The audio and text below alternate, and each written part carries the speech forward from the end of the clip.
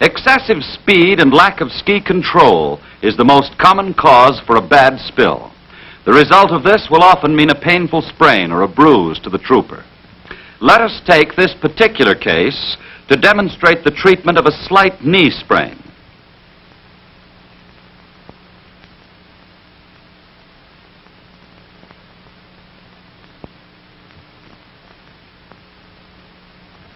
After his spill, the skier tests his leg to determine the extent of its injury.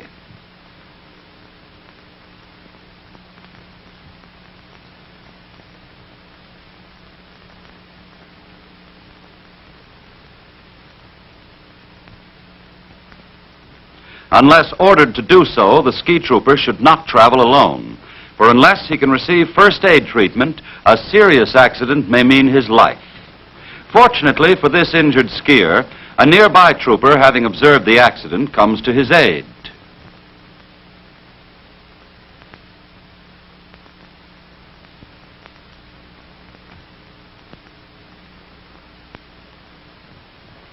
The first aid kit is removed from the skier's rucksack, and the trooper helps him to his feet.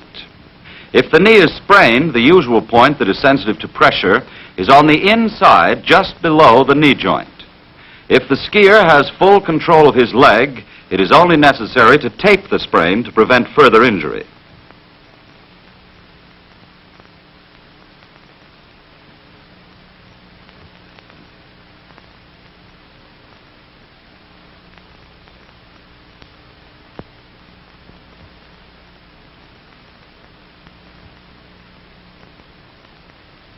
Sprains are caused by the tearing of ligaments that hold the bones in their joints.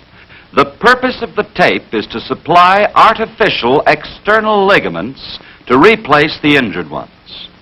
Taping is a mechanical job, and the trooper undertaking it should visualize the problem in terms of replacing the injured ligaments.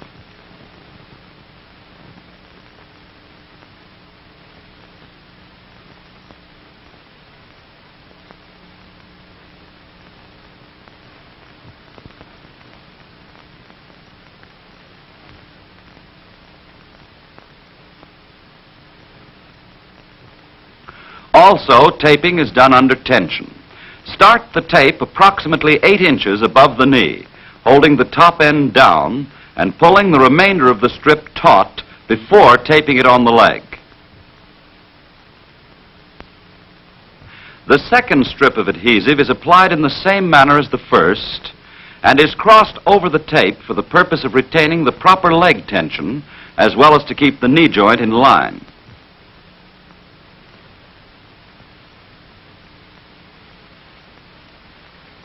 Small anchor tapes are put on the upper and lower ends of the longitudinal strips.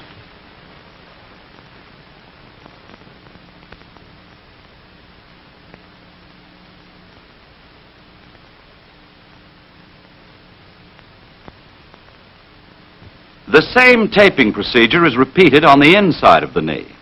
The method of taping, as you have seen it, permits the normal bending of the knee and still provides adequate external support to the injured ligaments and does not prevent the indispensable minimum movement of the knee joint, which is so necessary for skiing.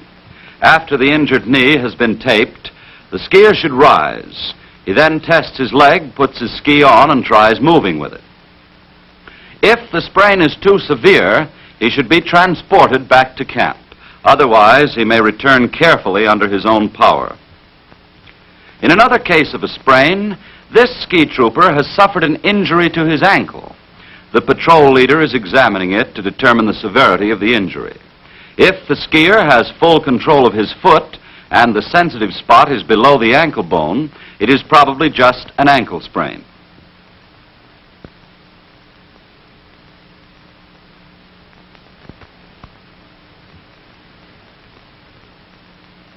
Notice that the patrol leader places the strips of tape across the barrel of his rifle to prevent them from becoming tangled or falling in the snow. The handle of a ski pole can also serve the same purpose. In an injury of this nature, the patient assists the patrol leader in taping his own ankle and pulls his foot toward the shin bone as far as possible to obtain tension. 2 strips of tape are put around the foot and back of the ankle bone and anchored on the calf of the leg.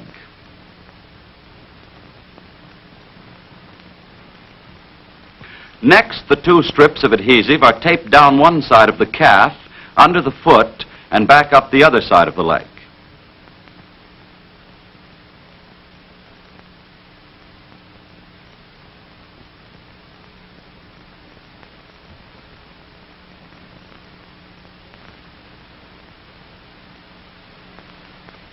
Two smaller strips of tape are placed under the ball of the foot and fastened on the top of the instep.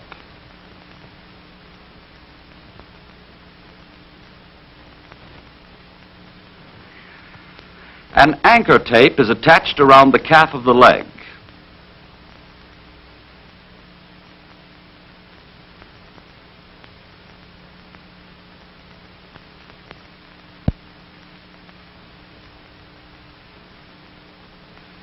A second anchor tape goes slightly above the ankle.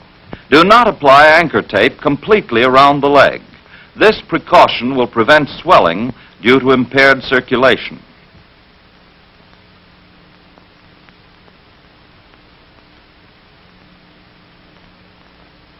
The skier, having only a moderate ankle sprain, gets to his feet and tests his ankle. He discovers that it is able to bear sufficient weight to allow him to ski carefully back to camp.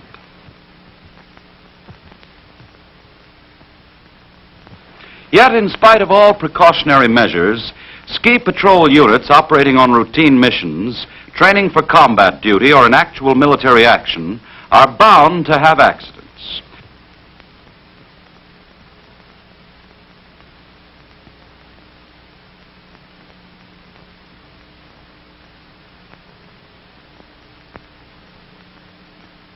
When accidents such as this bad spill occurs, a ski trooper's life will often depend upon his fellow troopers' knowledge of first aid and their ability to think and act quickly. Here, the members of the patrol stop and return to the injured trooper's assistance. If there is any doubt whether the victim is suffering from a broken bone or a sprain, the injury should always be treated as a break. In this case, intense pain and the loss of control of the injured skier's leg indicates a broken bone. The patrol leader carefully detaches the ski from the injured leg, while one trooper removes the ski from the other foot. The third member of the patrol takes off the fallen skier's rucksack and sets about to make him as comfortable as possible.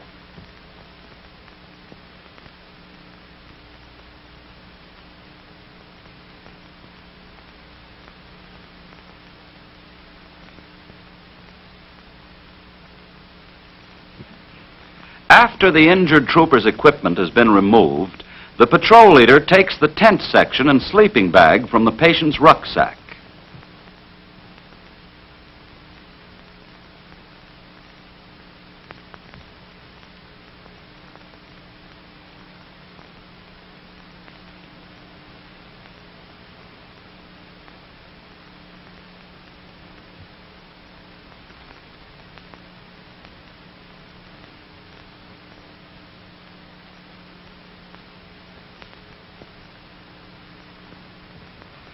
The tent section is spread on the snow to be used as a ground covering.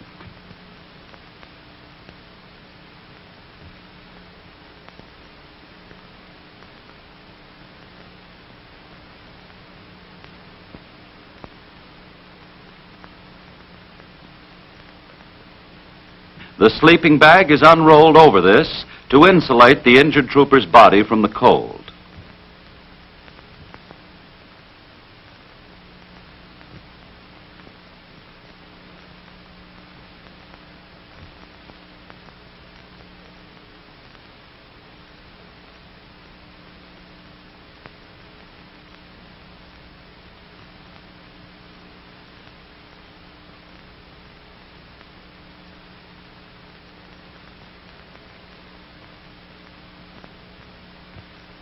The trooper is carefully lifted onto the sleeping bag. Extreme caution must be used in handling the injured leg to prevent any tearing of the flesh and muscles by the jagged edges of the broken bone. A rucksack is placed under the trooper's head for added comfort and support. Towels and bandages are pulled out from the rucksack and laid on the ground cover.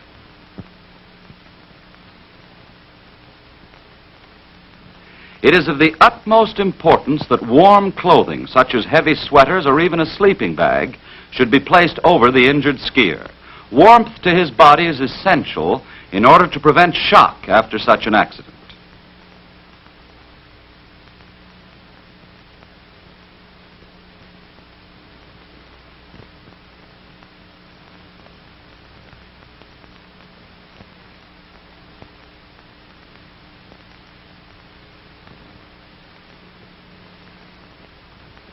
A patrol first aid kit is removed from the rucksack, and another tent section is laid over the trooper.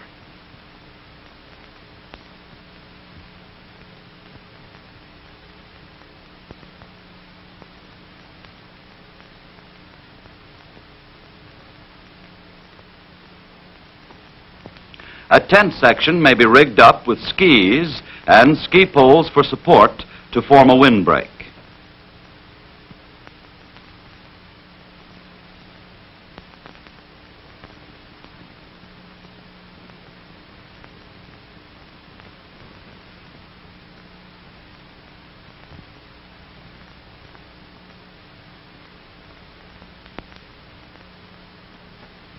To refresh the injured man, it is advisable to give him a few sips of water from the canteen.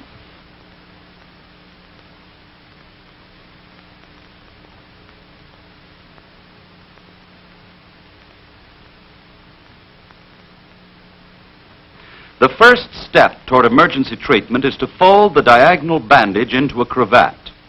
Note that the injured leg is treated without removing the trooper's trousers, as a precautionary measure to avoid all unnecessary movement and to protect him from the cold and any additional shock. The bandage is carefully passed around the injured leg. It is then worked up to the groin, and the ends are tied in a loose loop at the hip. Leave loose ends 8 to 10 inches long and work the top of a ski pole into a fold of the loop at the nut.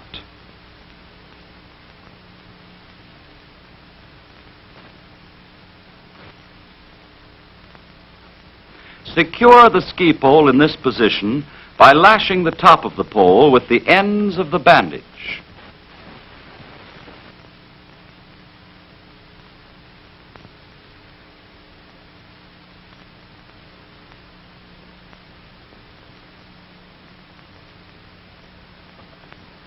Two bandages are then wrapped in opposite directions around the ankle to form a traction hitch for the foot.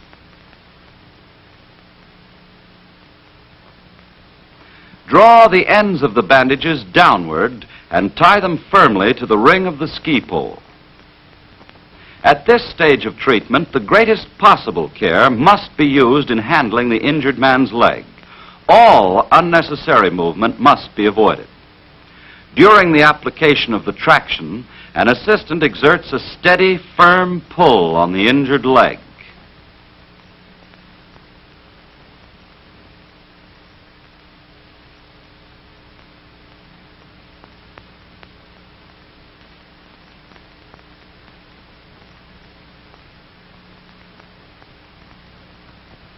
The slack in the traction bands is taken up by twisting the bandages with a short stick.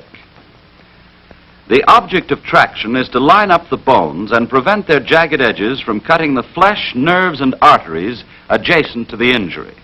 A traction binding is only used if the accident occurs at a great distance from the main base camp, and the services of a medical detachment soldier are not obtainable.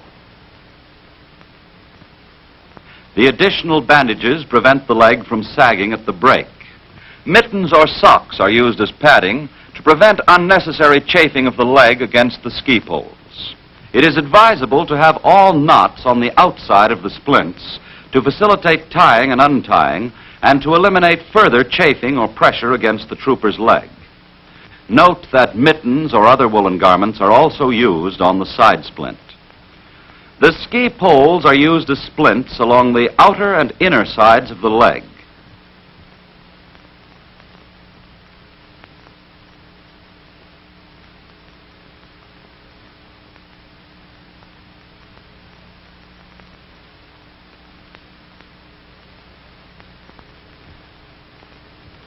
A bandage is carefully worked through the ski poles and around the underside of the leg to form a cradle which will securely hold the injured leg in suspension between the ski poles. A heavy sock or mitten is placed between the legs and the inside splint.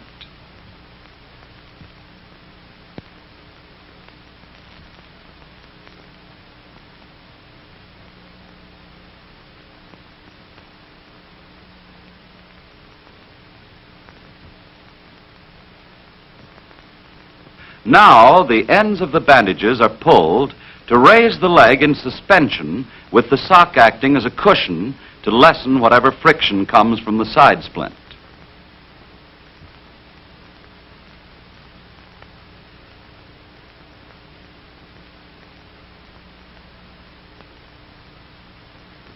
By properly using the material at hand, you thus see how a protective traction splint can be made in case of emergency while in the field.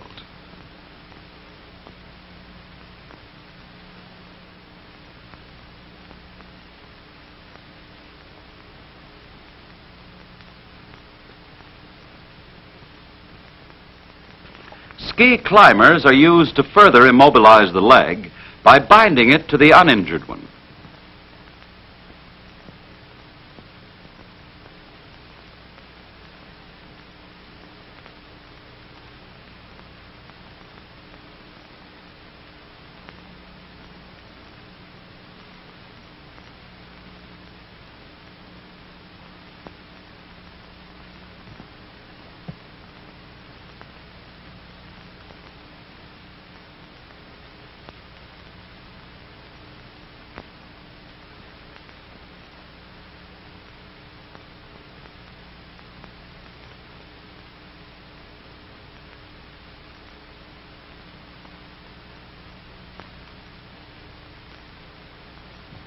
Additional woolen garments are placed over the legs to provide warmth and prevent chafing from further binding.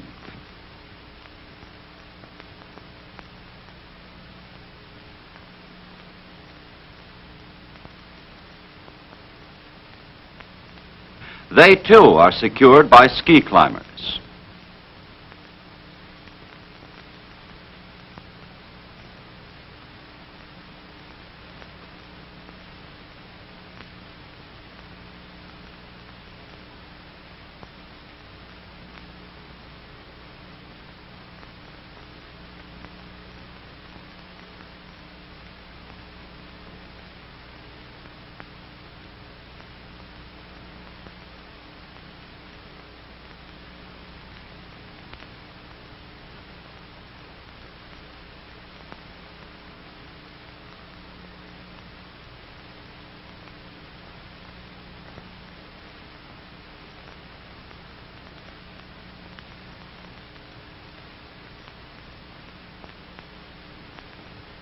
Finally, a sleeping bag is used to cover the trooper's body in order to keep him warm, as the splinting and bandaging reduces the normal circulation of the blood, and the injured leg is in danger of freezing unless it is well insulated against the cold. The injured ski trooper is now ready to be transported back to camp.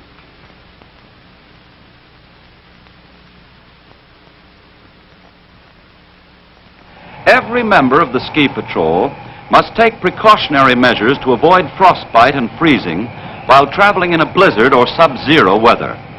Feel the exposed parts of your face from time to time. If they have become numb, warm these parts with your hands. Your hands are most important to you, so move your fingers inside your mittens as much as possible. A trick in avoiding frostbitten toes is to wiggle them with each step. Also, at short intervals, look at your fellow trooper's face for the telltale white spots which indicate freezing.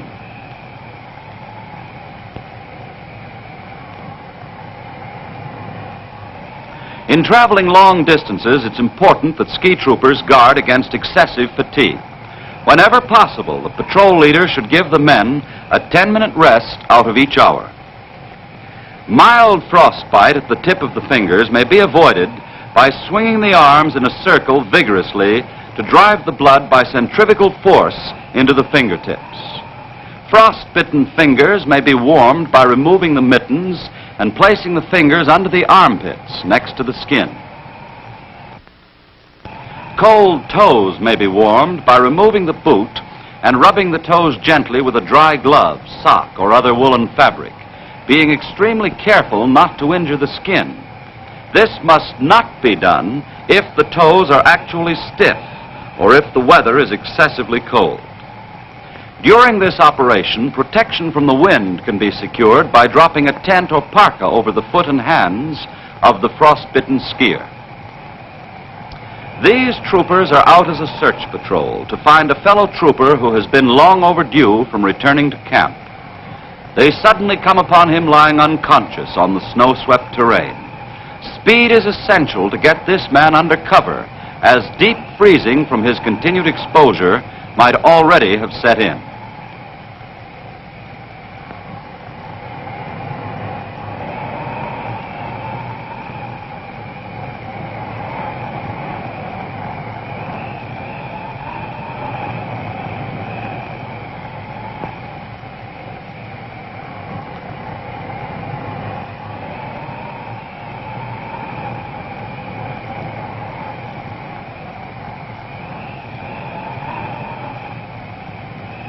The first step to see if the victim is still alive is to flex his legs. If this movement is possible, the troopers must work quickly to give him emergency first aid treatment.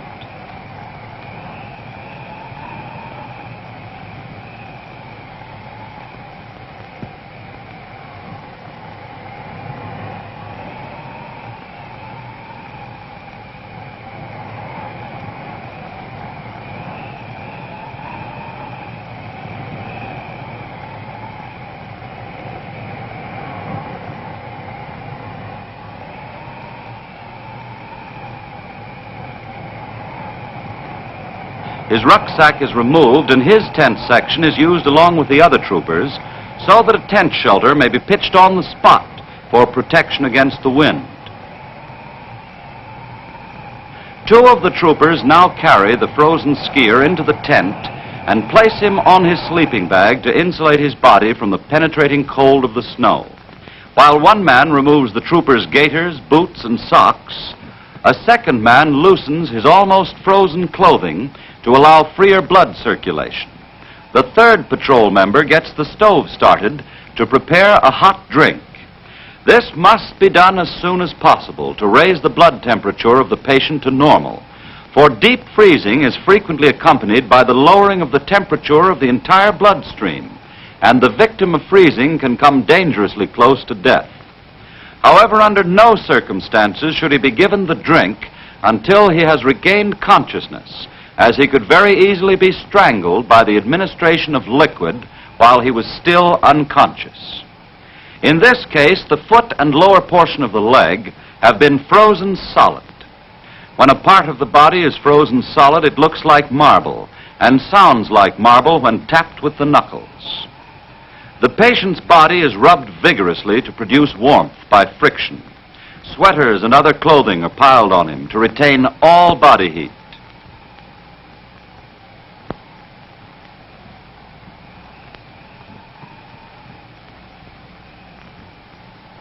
Meanwhile, several canteens are filled with hot water to be used a little later as hot water bottles.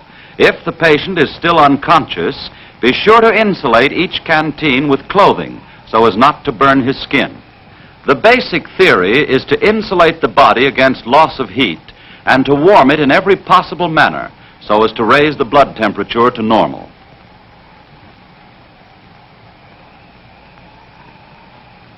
The frozen part of the body must be thoroughly covered to prevent any loss of body heat.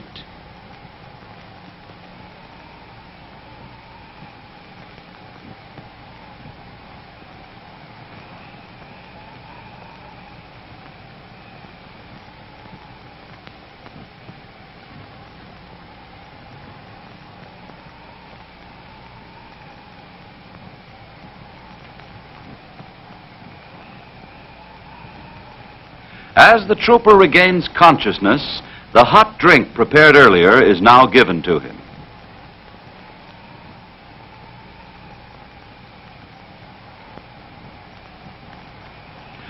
Also, the hot water bottles are now filled and ready to be used. One is placed on the trooper's belly,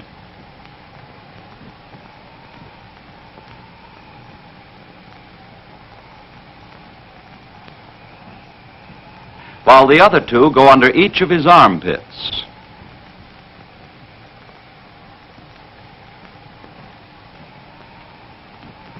It is an unbreakable rule never to rub a frozen surface with snow. It cools the flesh and prevents reasonably rapid thawing. Also, vigorous rubbing with snow destroys the flesh by forcing the tiny ice crystals through the cell walls. Freezing, whether deep or superficial, should be treated only by keeping the patient warm and comfortable, allowing the frozen parts of the body to thaw slowly from the inside out, as a result of the warming effect of the patient's own blood circulation.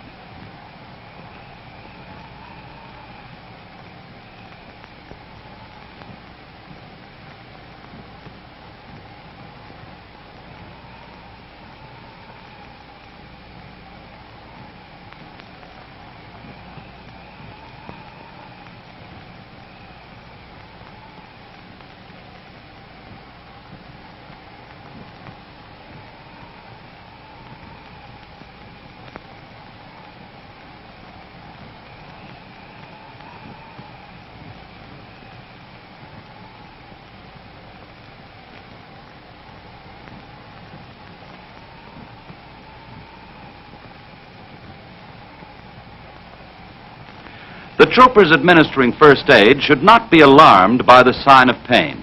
This is an encouraging sign of recovery, as it indicates the circulation of the blood is being restored through the frozen part of the body. Final restoration of the circulation is usually shown by the ability of the patient to move his foot and toes. This soldier is now ready to be evacuated.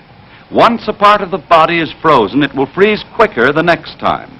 Therefore, the frozen part of the body must be carefully protected from future exposure to freezing temperatures. When such emergencies as these occur, all the knowledge and ingenuity of every man in the ski patrol must come into play. Saving the life of one ski trooper may mean saving the life of an entire patrol and enabling it to continue to the successful completion of its assigned mission. The term first aid has two meanings to a ski trooper. First, the emergency treatment of injured personnel, which you have just seen, and second, the repair of damaged ski equipment.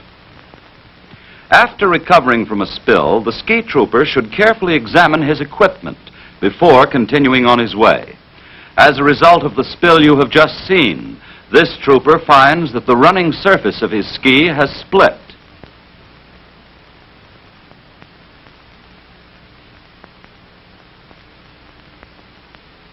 He also discovers that the ski basket, as well as the shaft of his ski pole, has been damaged. The ski trooper brings out necessary repair items from his rucksack, which include a roll of leather thong, 2 ski contraction bands, a roll of adhesive tape, a can of ski wax, a pocket knife, a strip of heavy leather thong, and the combination tool.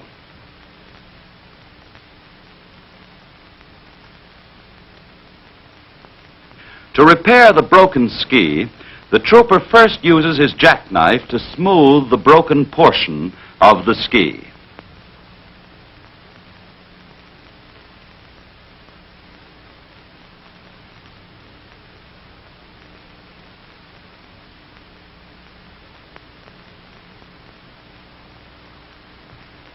He next reinforces the break by binding adhesive tape tightly around the ski.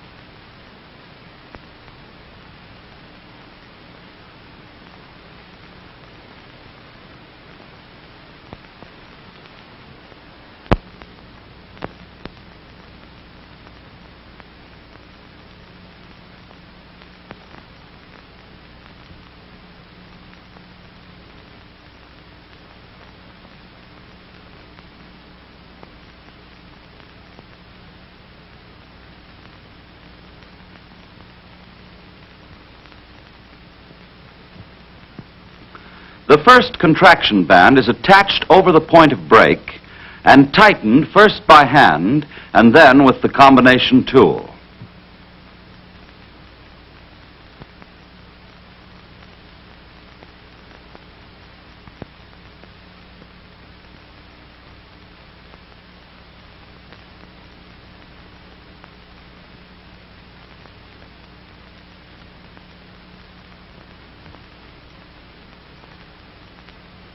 The second band is also put on and tightened.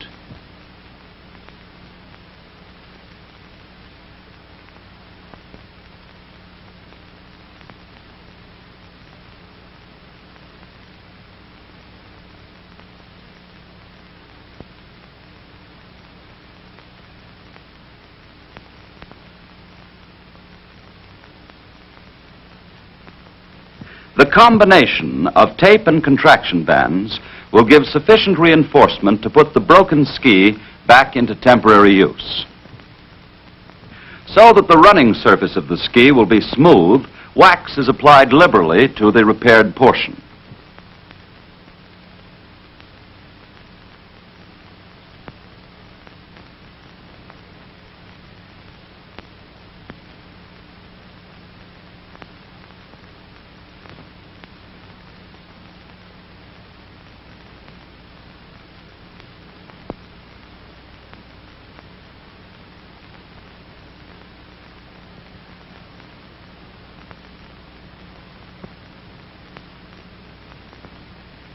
The trooper next turns his attention to the broken ski pole, examining the basket and shaft. Since splints are required to repair the shaft of the pole, the trooper makes use of his natural surroundings and cuts a limb from the nearest tree.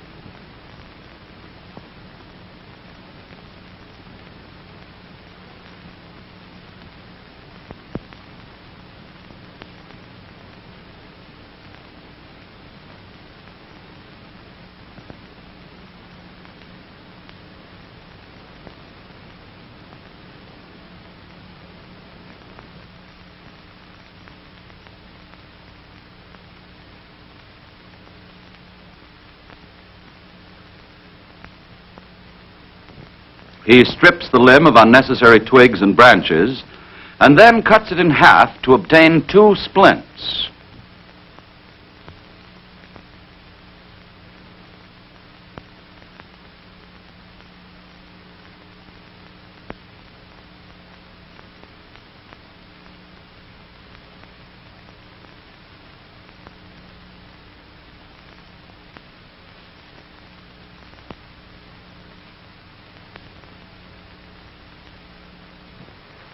These 2 pieces of sapling are bound firmly on either side of the brake on the pole with adhesive tape.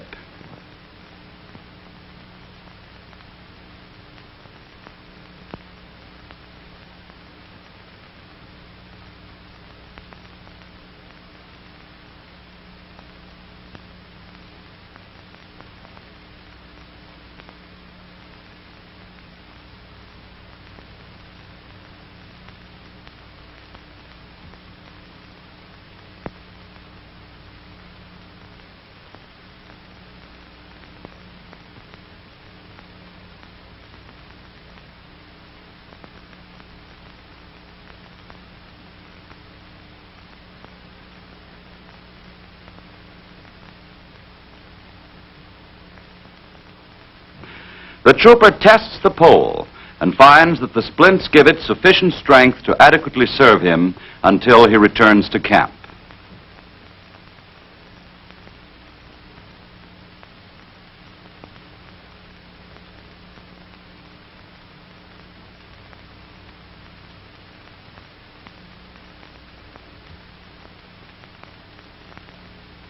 To repair the broken ski pole basket, tape is used to mend the point of break in the basket ring.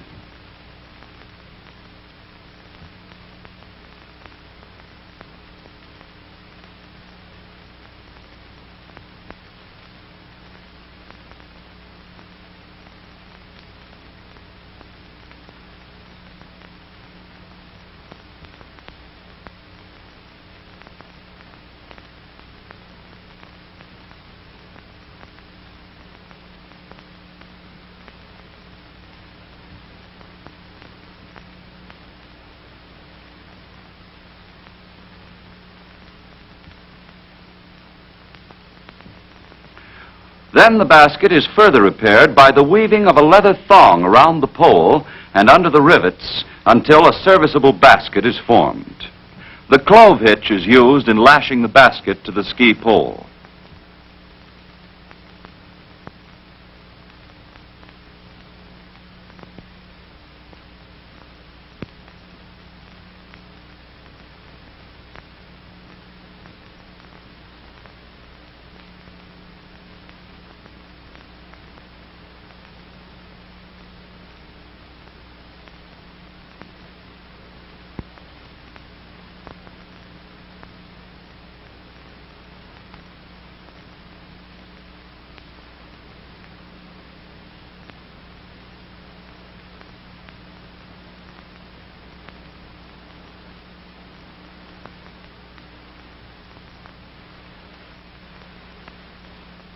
Many intricate details are involved when replacing a broken ski binding, and close attention should be paid to each of the following steps.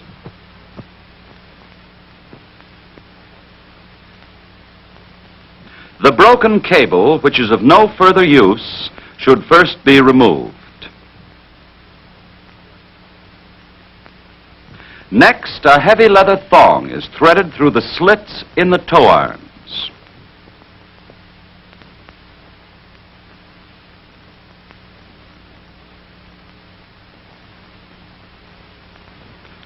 The foot is inserted into the tow iron to determine the proper adjustment.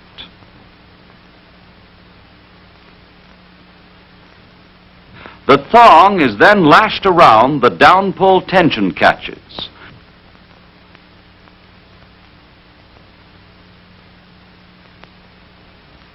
Two of these will be found on either side of the ski.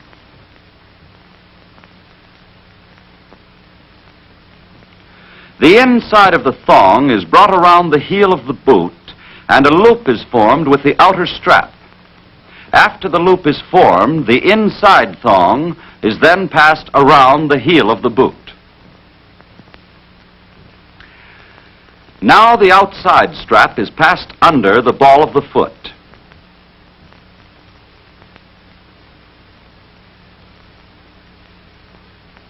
It is brought up from the inside of the ski and carried back over the instep and looped under itself on the outside of the ski.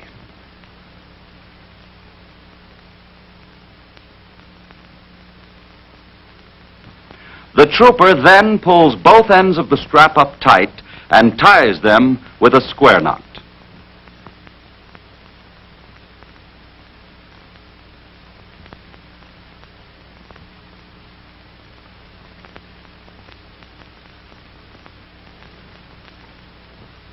This makeshift binding will satisfactorily serve to enable the ski trooper to reach his destination.